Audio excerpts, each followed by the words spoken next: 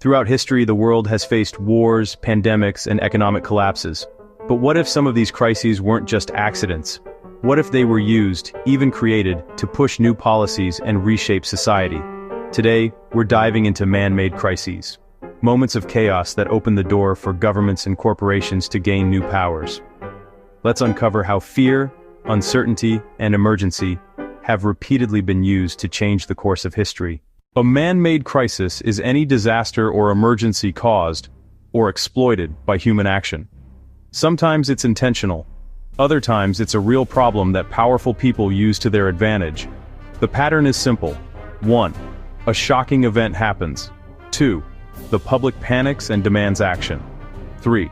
Leaders respond with sweeping new policies. 4.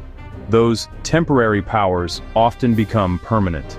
This cycle, fear, control, and normalization, has shaped governments again and again. In 1933, a fire tore through the German parliament building. The Nazi Party blamed communist radicals, and within days, Adolf Hitler declared a state of emergency. Civil liberties were suspended, opponents were arrested, and the infamous Enabling Act gave Hitler absolute power. Whether the Nazis started the fire or not, they used it perfectly. A single night of chaos transformed Germany into a dictatorship. The attacks of September 11, 2001 were among the darkest days in modern history. But the aftermath changed the world in another way. The US government quickly passed the Patriot Act, massively expanding surveillance powers. A new Department of Homeland Security was born, and 2 long wars, in Afghanistan and Iraq, were justified under the new War on Terror. For many, 9/11 became the moment when security officially outweighed privacy, a crisis that permanently redefined global freedom. Then came 2008, the year the global economy nearly collapsed. Big banks gambled and lost, causing millions of people to lose their homes and jobs. Governments stepped in, not to rescue citizens, but to bail out the banks that caused the crash. Out of the wreckage came new economic controls, more centralization, and greater dependence on the financial elite. Once again, a crisis meant to correct greed ended up protecting those at the top.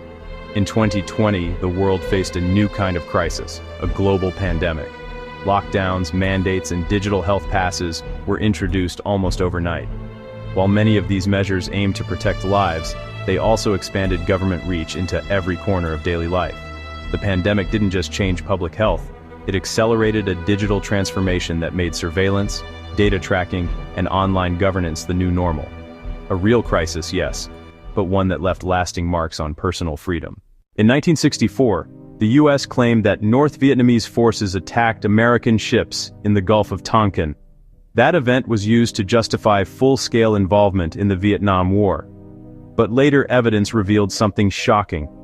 The second attack never happened. A false alarm had changed the course of history. In the 1970s, the US declared a war on drugs. It sounded noble, protect communities, save lives. But insiders later admitted that the policy was partly designed to target political opponents and minority groups. The result? Decades of mass incarceration and the expansion of police powers, all under the banner of fighting crime. Today, another crisis is unfolding. Across Europe and North America, mass undocumented migration has become a defining challenge. Millions are fleeing war, poverty, and instability, seeking a better life. But in response, many governments have begun implementing digital ID systems to verify citizenship, manage resources, and control borders. On paper, these IDs promise efficiency and safety.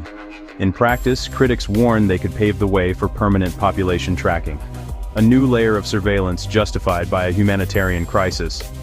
Migration is real, but so is the political opportunity it provides. And then there's climate change, and the language of emergency has also become a powerful political tool. Carbon taxes, ESG regulations, and centralized green funding are transforming economies. Supporters call it necessary. Critics see it as the next phase of economic control under the guise of saving the planet. Look closely, and the same pattern appears again and again. Step 1. Fear spreads. Step 2. Extraordinary powers are granted. Step 3.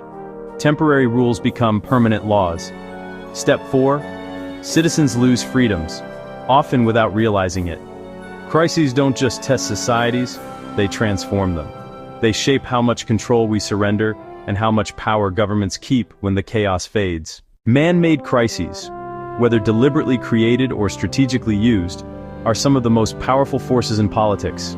From fires and wars to viruses and migration waves, each emergency has left behind new systems of control. The question isn't whether crises will happen. They always do. The question is, who benefits when they do? History shows that every time fear dominates freedom, power quietly shifts upward. And the more we understand that pattern, the harder it becomes for anyone to use crisis as a weapon. Thanks for watching. If you found this video insightful, remember to like, share, and subscribe for more deep dives into history, politics, and power. Stay curious and stay aware.